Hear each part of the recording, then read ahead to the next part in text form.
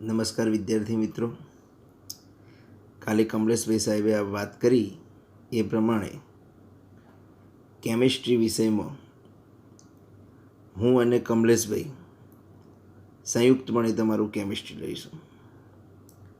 અને હાલની કોરોનાની પ્રવર્તમાન પરિસ્થિતિને લીધે કોર્સમાં ભવિષ્યમાં મુશ્કેલી ઊભી ન થાય એના માટે કદાચ જરૂર પડે તો વધુ સમય પણ આને માટે આપવાનો થાય. એટલા માટે બે શિક્ષકો હશું તો વધારે યોગ્ય રહ્યું કહેવાય. મારે ધોરણ 11નો પાઠ number 1 some basic concept of chemistry એટલે કે રસાયણ વિજ્ઞાનની પાયાની સંકલ્પના ચલાવવાનો છે. અને આ પાઠની અંદર નીટની અંદર જે પાછળનો ભાગ રહ્યો પાઠનો, એમાં ખાસ કરીને સાંદ્રતાના એકમો જેવા કે નોર્માલિટી, મોલારિટી, મોલાલિટી, મોલ, આ બધું કેટલીક વખત પૂછાતું હોય છે. એટલે આ પાઠની અંદર કુલ 4 થિયરી અને MCQ અગત્યના છે. હવે મારે એ બધું ચલાવવા માટે ધોરણ 10 અને ધોરણ 9માં આવતા કેટલીક બાબતોને તમારી સમક્ષ લાવવી પડે.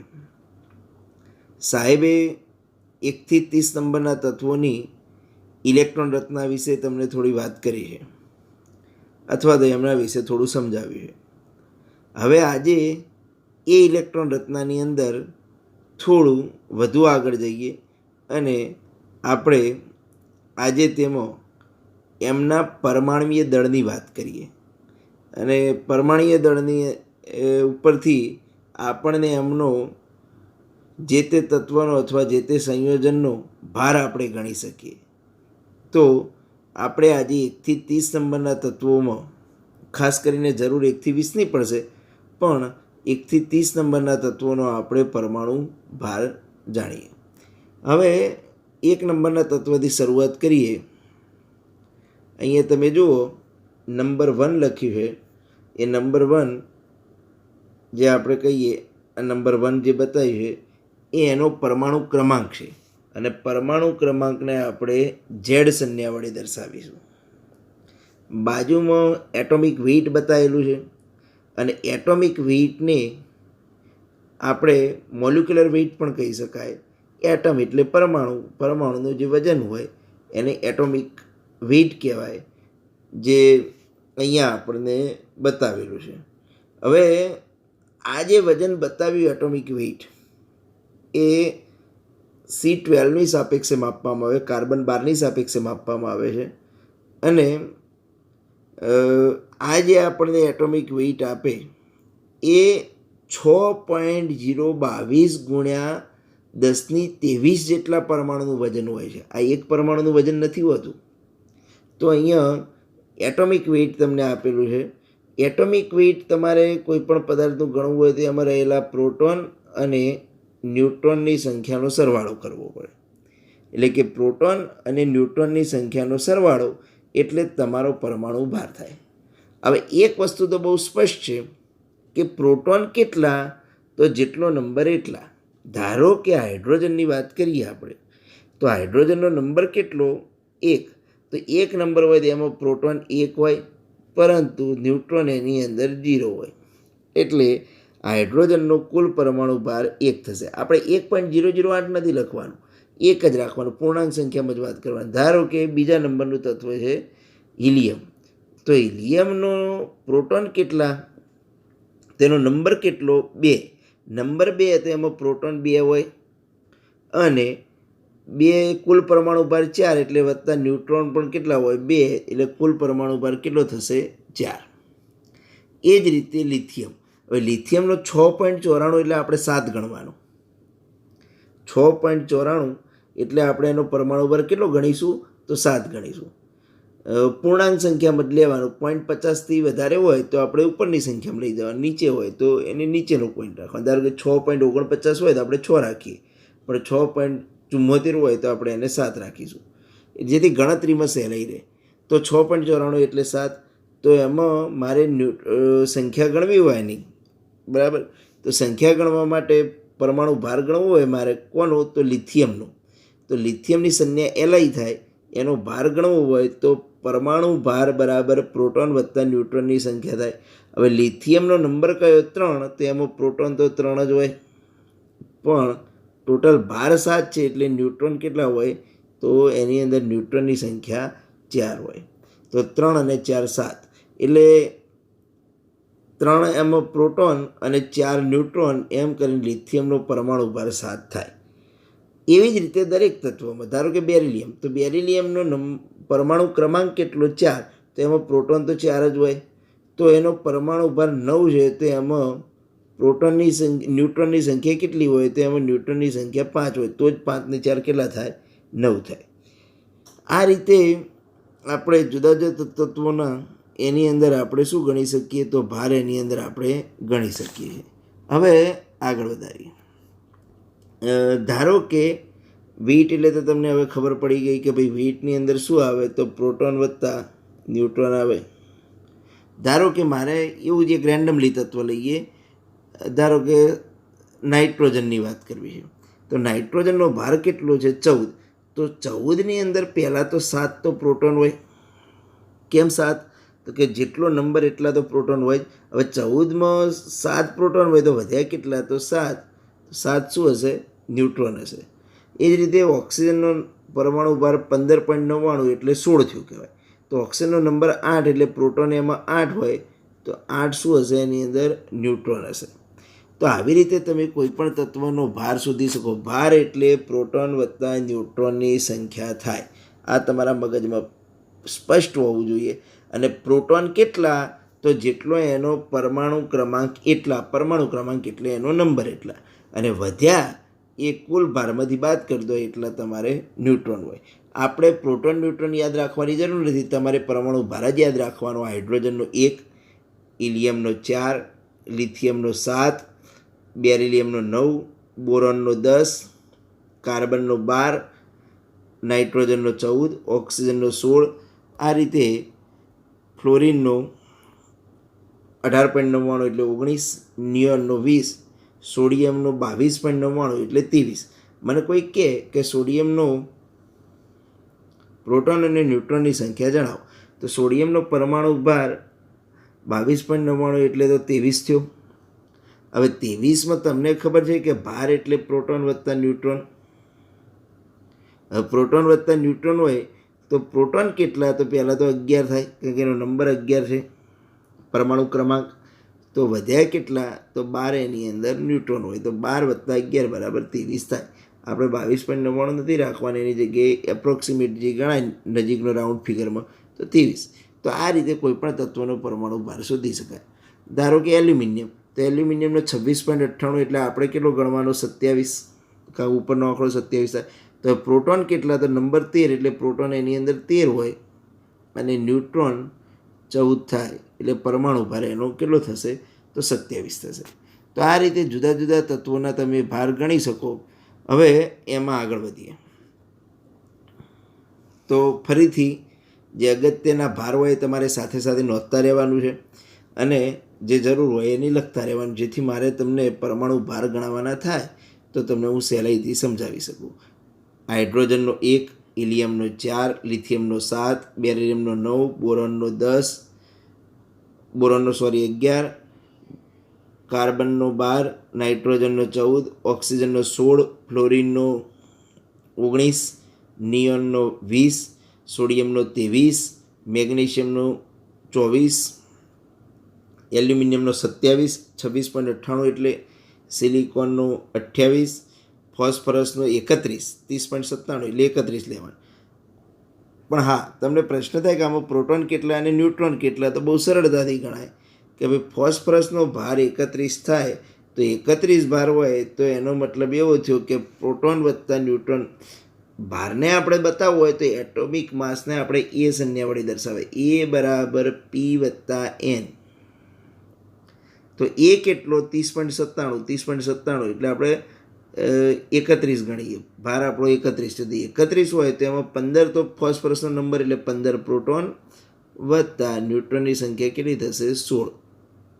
તો 15 વત્તા 16 બરાબર 31 એમ કુલ આપણો પરમાણુ ભાર થાય.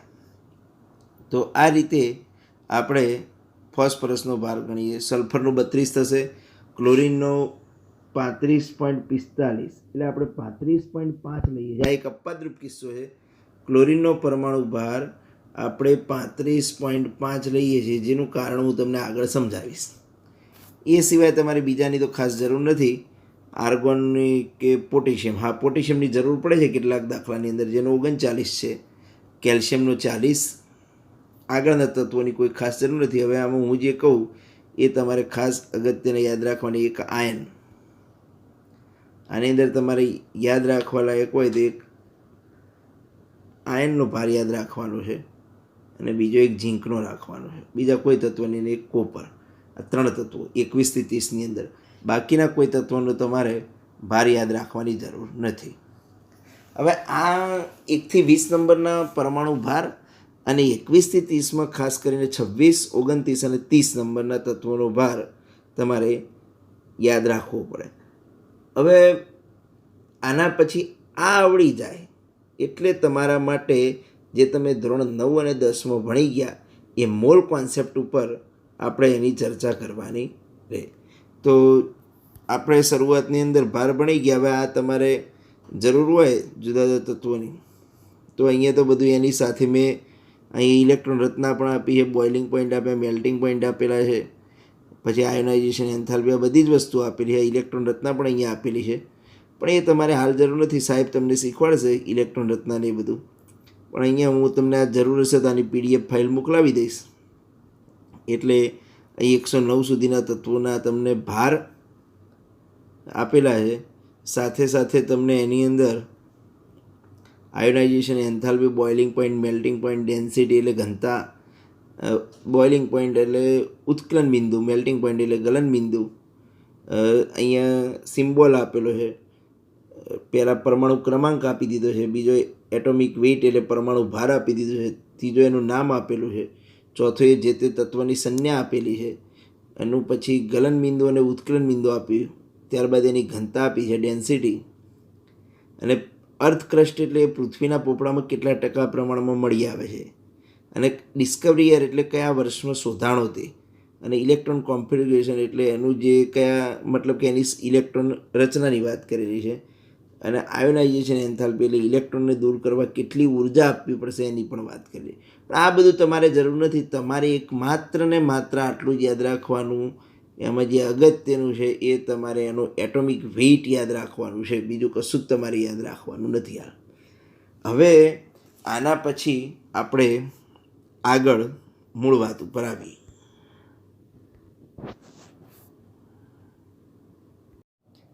હવે જુઓ મિત્રો, પરમાણુ ભાર તમે જોઈ ગયા. પરમાણુ ભારની પછી આપણે જુદા જુદા તત્વોનું આણ્વીય દળ ગણતા શીખીએ. હાઇડ્રોજન એ તત્વ કહેવાય. તત્વો ભેગા થાય તો સંયોજન બને. મને કોઈ કહે કે ભાઈ H2O શું કહેવાય, તો હું કહું H2O એટલે પાણી કહેવાય. પણ કોઈક પ્રશ્ન પૂછે કે તત્વ કહેવાય કે સંયોજન કહેવાય, તો હું કહું કે H2O એ સંયોજન કહેવાય. સંયોજન એટલા માટે કે હાઇડ્રોજન એ H અને O એમ 2 તત્વોનું બનેલું છે. તો 2 તત્વો જ્યારે ભેગા થાય અને જે બનાવે એને સંયોજન કહેવાય. હવે પ્રશ્ન આવ્યો કે H2O સંયોજન એ તો બરાબર. જ્યારે 2 તત્વો ભેગા થઈને સંયોજન બનાવે ત્યારે સંયોજન એ પોતાના મૂળ ગુણધર્મો ગુમાવી દે. હાઇડ્રોજન પોતે વિસ્ફોટક છે, તમે બધા જાણો છો. ઓક્સિજન પોતે દહન પોષક વાયુ છે. જો એક સળગે એવો હોય અને બીજો સળગાવવામાં મદદ કરે એવું હોય તો બંને ભેગા થાય એટલે પાણી પીવા લાયક થઈ જાય. એટલે જ્યારે 2 તત્વો ભેગા થાય અને સંયોજન બનાવે ત્યારે મૂળ પોતાના ગુણધર્મો એ લોકો ગુમાવી દે છે. હવે પ્રશ્ન આવ્યો મોલ કોને કહેવાય અને મોલ શબ્દ આવ્યો કેમ? તો મોલ શબ્દ એટલા માટે આવ્યો કે એક પરમાણુઓ અને અણુઓની સંખ્યા જથ્થાબંધ હોય. આપણે જેમ કે પતંગ લેવા જઈએ તો આપણે એક શબ્દ વાપરીએ, એક કોળી પતંગ આપો. એટલે આપણે 20 નંગ માટે એક નાનો શબ્દ વાપર્યો કોળી. કેળા લેવા જઈએ તો આપણે કહીએ કે ભાઈ ડઝન કેળા આપો, ડઝન એટલે 12 નંગ. એમ અણુઓની સંખ્યા તો અબજોની કરતાં પણ વધારે હોય. તો આવા બધા વધારે જથ્થાને દર્શાવવા માટે ઓકવર્ડ એકમોની જગ્યાએ એક મોટા જથ્થા માટે એક શબ્દ વાપરવામાં આવ્યો મોલ. હવે મોલ એટલે કેટલું? તો મોલ એટલે આણ્વીય દળ જેટલો જથ્થો. ધારો કે અહીંયા H2O આણ્વીય દળ ગણવું હોય તો આપણે કહી શકાય કે 2H + O. હવે હમણાં આપણે હાલ જ ભણાવ્યું એ પ્રમાણે હાઇડ્રોજનનો ભાર કેટલો? 1. ઓક્સિજનનો ભાર કેટલો? 16. ઓક્સિજનનો આપણે જોઈ ગયા કે ભાઈ ભાર 16 છે, તો 16 ને 2 18. તો પાણીનું આણ્વીય દળ કેટલું થશે? 18 થશે. તો મને કોઈક પૂછે કે પાણીએ શું થયું? તો પાણીએ સંયોજન થયું. અને અથવા અણુ શબ્દ બોલે તો અણુનું કયું દળ હોય? તો આણ્વીય દળ. તો પાણીનું આણ્વીય દળ 18 થશે. એના પછી કોઈ કે બીજા કોઈ એક તત્વનું ગણીને બતાવો. ધારો કે ચલો આપણે લઈ લઈએ સલ્ફ્યુરિક એસિડનું H2SO4. મને કોઈ કે સલ્ફ્યુરિક એસિડનું આણ્વીય દળ ગણીને બતાવો. તો મારે સલ્ફ્યુરિક એસિડનું આણ્વીય દળ ગણવું હોય તો હાઇડ્રોજન કેટલા? 2. તો 2H + S + 4O થશે. 4O. હવે હાઇડ્રોજનનું કેટલું? 1 + સલ્ફરનું 32 થાય. મેં તમને હમણાં પરમાણુ ભારનો ચાર્ટ મૂક્યો હતો, એની અંદર તમે સલ્ફરનું જોઈ લો. પરમાણુ ભાર 32 થાય એટલા માટે કે સલ્ફરનો નંબર 16, એટલે એમાં 16 પ્રોટોન હોય અને 16 ન્યુટ્રોન હોય, એટલે ભાર એનો 32 થશે. અને ઓક્સિજનનો 4 × 16, કારણ કે ઓક્સિજનનો ભાર 16 થાય, એનો નંબર 8 છે, એટલે 8 પ્રોટોન અને 8 ન્યુટ્રોન, એટલે 16 ભાર થાય. તો 16 × 4 એટલે 64 + 32 એટલે 96 + 2, એમ કરી H2SO4નું આણ્વીય દળ 98 ગ્રામ પ્રતિ મોલ જેટલું થાય. તો H2SO4નું આણ્વીય દળ થયું. મને કોઈ કે ના એક કામ કરો, HNO3નું ગણો. તો ધારો કે ચાલો મારે HNO3નું આણ્વીય દળ ગણવું છે. આનું નામ થાય નાઇટ્રિક એસિડ. તો અહીંયા હવે આપણે સીધું જ ગણીશું. હાઇડ્રોજનનું 1, નાઇટ્રોજનનું 14 એટલા માટે કે નાઇટ્રોજનનો નંબર થાય 7 પ્રોટોન અને 7 ન્યુટ્રોન, અને 1 ઓક્સિજનનું 16. આપણે ભણી ગયા આગળ. તો 1 ઓક્સિજનનું 16, તો 16 તરી 48, 48 + 14 એટલે 62, અને 1 હાઇડ્રોજનનું એમ કરીને 63 ગ્રામ પ્રતિ મોલ, મતલબ 63 ગ્રામ જેટલું એનું નાઇટ્રિક એસિડનું આણ્વીય દળ થાય. મને કોઈક ધારો કે પૂછે કે એક કામ કરો, ગ્લુકોઝનું આણ્વીય દળ ગણો. તો ગ્લુકોઝનું સૂત્ર C6H12O6 થાય. આ ગ્લુકોઝનું આણ્વીય સૂત્ર થયું. હવે મને પૂછે કે ગ્લુકોઝનું આણ્વીય દળ ગણો. તો મારે કાર્બન 6C + 12H + 6O. તો 6 × કાર્બનનો ભાર થાય 12, એનો નંબર 6 પ્રોટોન 6 ન્યુટ્રોન, એટલે કાર્બનનો ભાર 12 થાય. હાઇડ્રોજનનો 1, હાઇડ્રોજનમાં ન્યુટ્રોન હોતા નથી, અને ઓક્સિજનનું 6 × 16, એટલે 16 × 6 = 96 + 12 + 72, એટલે 180 ગ્રામ જેટલું ગ્લુકોઝનું આણ્વીય દળ થાય. 72, 12 × 72 + 12 + 96, આમ 180 ગ્રામ જેટલું ગ્લુકોઝનું આણ્વીય દળ થાય. તમે આ સિવાય પણ બીજા તત્વોના પણ તમે આણ્વીય દળ ગણી શકો. ધારો કે તમે મને યુરિયાનું પૂછો, NH2CO NH2. આ વચ્ચે લીટા એ બંધ બતાવ્યા. લીટાનું બીજું કોઈ મહત્ત્વ નથી. આ યુરિયાનું સૂત્ર છે. યુરિયા ખાતર જે આવે છે આપણે, તો યુરિયા ખાતરનું સૂત્ર છે હવે મને કોઈ કે યુરિયાનું આણવીય દળ ગણો, તો નાઇટ્રોજનનું 14, 2 હાઇડ્રોજનનું 2, કાર્બનનું 12, ઓક્સિજનનું 16 વત્તા નાઇટ્રોજનનું 14 અને હાઇડ્રોજનનું 2, એટલે ભેગું જ લખી દઉં છું 16. તો 16 ને 16 32, 32 ને 2 34 ને 10 44 ને 2 46 વત્તા 14 એટલે 60 ગ્રામ એ યુરિયાનું આણવીય દળ થાય. તો આ યુરિયાનું આણવીય દળ થયું. આ જ રીતે બીજા કોઈ તત્વનું બીજા કોઈ સંયોજનનું આપણે ગણવું હોય તો તમે આણવીય દળ ગણી શકો. ધારો કે તમે એમ કહો કાર્બન ડાયોક્સાઇડનું આણવીય દળ ગણો. આ બધા જ આણવીય દળ ગણવાનો આધાર એક જ વસ્તુ ઉપર છે કે તમને એમના ભાર આવડવા જોઈએ. એટલે પ્રથમ ચાર્ટ મેં જે બતાવ્યો એમાંથી તમારે ભાર નોંધી કાઢવા પડે અને એ નોંધ્યા બાદ તમને ગણતા આવડે. હવે ધારો કે અહીંયા કાર્બનનો 12, 1 ઓક્સિજનનો 16, 2 ઓક્સિજનનો 16 દુ 32, 32 વત્તા 12 એટલે કાર્બન ડાયોક્સાઇડનું આણવીય દળ 44 જેટલું થશે. તો આ એનું શું થયું? આણવીય દળ થયું. હવે તમને એમ થાય કે આણવીય દળ ગણવાથી શું ફાયદો થાય? તો આપણે એના ઉપરથી જ કેટલાક અગત્યના દાખલા જે અત્યાર સુધીમાં નીટ અને JEEમાં પૂછાણા છે, તો કોના પરમાણુ વધારે હશે, કોના પરમાણુ ઓછા હશે, કોના મોલ વધારે હશે, આ બહુ વારંવાર પૂછાતા દાખલા છે. અને એવા માટે આ બેઝિક વસ્તુ છે. તમને ભાર જ્યાં સુધી ના આવડે ત્યાં સુધી આ બધી બાબતો આપણે એની ચર્ચા કરવી મુશ્કેલ પડે. તો બીજા 1-2 ભાર આપણે જોઈ લઈએ તો એના ઉપરથી તમને થોડો વધારે કોન્ફિડન્સ આવી જાય. મને કહીએ, હું તમને પૂછું કે ભાઈ ચલો H2S નું આણવીય દળ કેટલું થાય? તો તમે બહુ સીધી રીતે ગણી શકો 2H વત્તા S, Hનું 1 વત્તા સલ્ફરનું 32, 32 ને 2 34 જેટલું એનું આણવીય દળ થાય. કેટલાક અઘરા પણ આણવીય દળ આવતા હોય, પણ જેમ જેમ આગળ જઈશું એમ આપણે એવા કેટલાક આણવીય દળની પણ ચર્ચા કરીશું. એ સિવાય હું તમને બીજા કેટલાક આણવીય દળ કહું. NaOH, સોડિયમ હાઇડ્રોક્સાઇડ, અને કોસ્ટિક સોડા પણ કહી શકાય. તો અહીંયા સોડિયમનો ભાર 23 વત્તા ઓક્સિજનનો 16 વત્તા હાઇડ્રોજનનો 1 એટલે આનો ભાર થશે 40. તો આનું આણવીય દળ 40 જેટલું થાય. તો સોડિયમ હાઇડ્રોક્સાઇડ, જેને કોસ્ટિક સોડા કહીએ છીએ, એનું આણવીય દળ કેટલું થશે? 40 જેટલું થશે. એ જ રીતે KOH એટલે કોસ્ટિક પોટાશ અથવા પોટેશિયમ. કે એટલે પોટેશિયમ, OH માટે હાઇડ્રોક્સાઇડ શબ્દ વપરાય, કારણ કે અહીંયા K+ અને OH- હોય. OH- માટે આપણે શબ્દ વાપરીએ હાઇડ્રોક્સાઇડ, એટલે પોટેશિયમ હાઇડ્રોક્સાઇડ.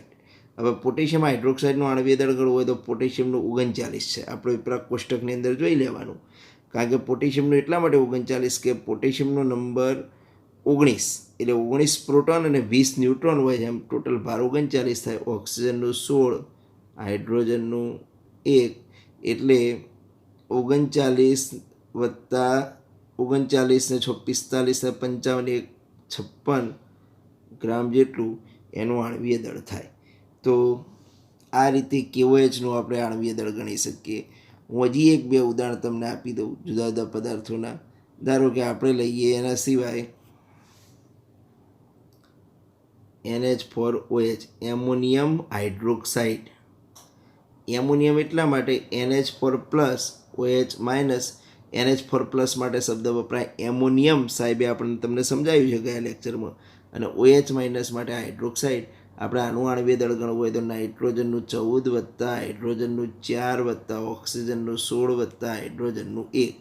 તો 16, 14 ને 4 18, 18 ને 6 24, 24 ને 34 ને 35. તો NH4OHનું આણવીય દળ 35 જેટલું થાય. આવા ઘણા બધા ઉદાહરણો આપણે આણવીય દળ ગણી શકીએ. તો આવા હું કેટલાક એક્ઝામ્પલ તમને આપું, એના તમારે આણવીય દળ ગણવાના રહેશે. અને આણવીય દળ જેટલો જે જથ્થો હોય એને જ 1 મોલ કહેવાય. NH4OHનું 35 ગ્રામ એટલે જ 1 મોલ. પાણીનું આણવીય દળ 18 ને 18 ગ્રામ એટલે જ 1 મોલ થાય. તો આપણે હવે એના વિશે આગળ ચર્ચા કરીએ.